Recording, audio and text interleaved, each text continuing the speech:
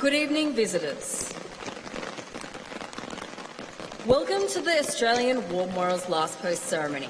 My name is Yana Johnson, and joining us today from the Royal Australian Air Force is Squadron Leader Karen Brown. We are honoured to acknowledge Air Chief Marshal Mark Binskin, Chief of the Defence Force Australia, who is joining us this evening. We welcome the veterans who have served, those that are still serving, and the families that support them. We acknowledge the members of RSL and Services Clubs Association, RSL Victoria and RSL Queensland who are watching the broadcast of this ceremony across Australia. During this ceremony, wreaths will be laid at the base of the Pool of Reflection by visitors to the memorial. Please stand and join in singing the National Anthem.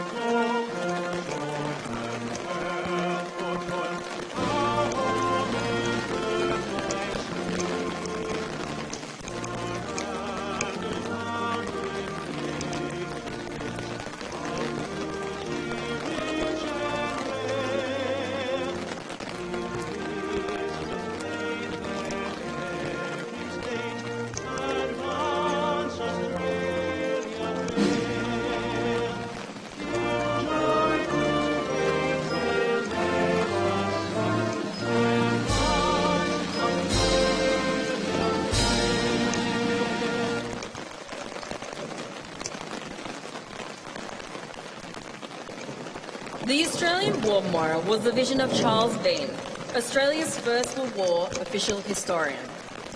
Bean landed with the Australian troops on Gallipoli and stayed with them at the front through to the end of the war. The idea of this national memorial and museum came to him at Pozières, France, in the depths of the bloody fighting of 1916. Bean's idea was that this would be a place where families and friends could mourn loved ones buried in faraway places.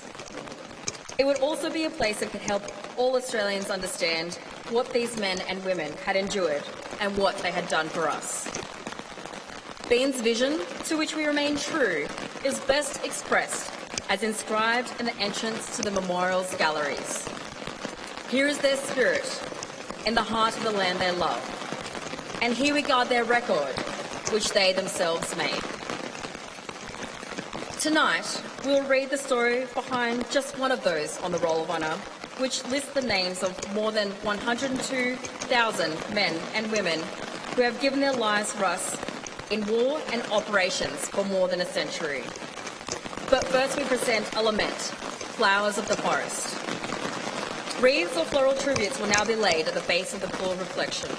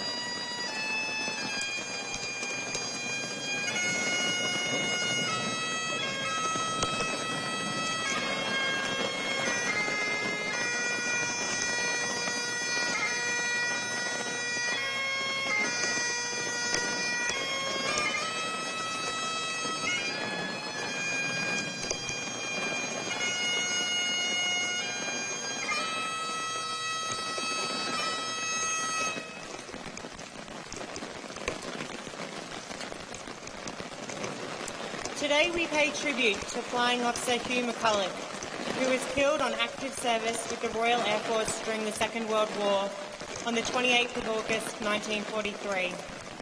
Born in Ulverstone, Tasmania on the 11th of May 1917, Hugh John McCulloch was the son of Albert and Olive McCulloch. As a young man, he attended Ulverstone State School, then Devonport High School. He later attended university and gained a Bachelor of Arts degree. Following university, McCulloch worked for the Education Department for 3 years before taking up a teaching appointment as a resident master at Corfield Grammar in Melbourne. On the 31st of January 1942, McCulloch enlisted in the Royal Australian Air Force and began training as a navigator. On the 17th of August 1942, he married Marjorie Brittingham, and a month later he embarked for overseas service. As part of the Empire Air Training Scheme, McCulloch was one of almost 27,500 RAF pilots, navigators, wireless operators, gunners and engineers who throughout the course of the war joined squadrons based in Britain. He first travelled to Canada for training before reaching Britain, where he undertook further specialist training before being posted to No. 207 Squadron, Royal Air Force on the 9th of August 1943. As part of the RAF Bomber Command, No. 207 Squadron was equipped with 4-engine Avro Lancaster heavy bombers. McCulloch had only been with the squadron for a matter of weeks, when on the night of the 27th and the 28th of August, the Lancaster in which he was a navigator was shot down near Nuremberg, Germany by a night fighter, a fighter aircraft specially modified to operate at night. McCulloch and all 6 of his fellow Australian and British crewmates were killed. They were fellow Australians, Flying Officer John Richard Welch, Flight Sergeant Keeble Charles French, and Flight Sergeant Geoffrey Augustine Lynch, and British Airmen Sergeant Leslie Thomas Reynolds, Sergeant James Seddon, and Sergeant Arthur Herbert Wheaton. Hugh McCulloch was 26 years old. His body was recovered and he is buried alongside his crewmates at the British and Commonwealth War Cemetery at Dernbach, south of Munich, Germany. McCulloch's name is listed on the Roll of Honour on my right, among with the more than 60,000 Australians who died while serving in the First World War. This is but one of the many stories of service and sacrifice told here at the Australian War Memorial. We now remember Flying Officer Hugh John McCulloch, who gave his life for us, for our freedoms, and in the hope of a better world.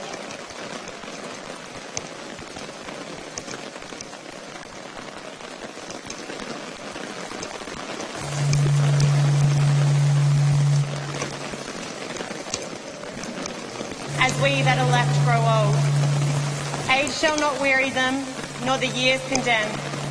At the going down of the sun, and in the morning, we will remember them.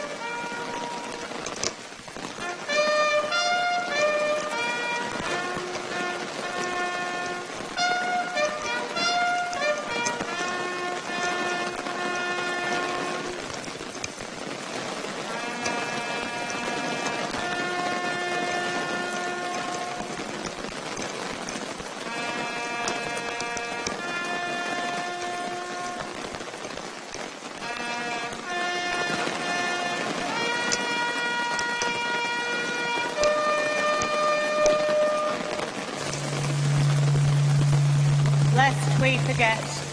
Lest we forget.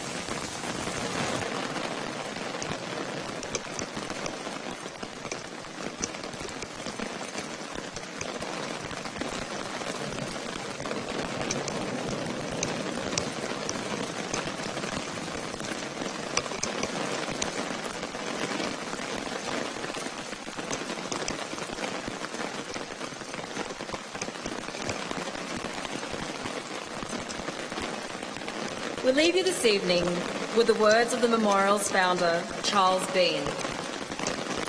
Many a man lying out there at Pozier or in the low scrub at Gallipoli, with his poor, tired senses barely working through the fever of his brain, has thought in his last moments, well, it's over. But in Australia, they'll be proud of this. Ladies and gentlemen, that concludes the last post ceremony. Thank you for visiting the Australian War Memorial, and good evening.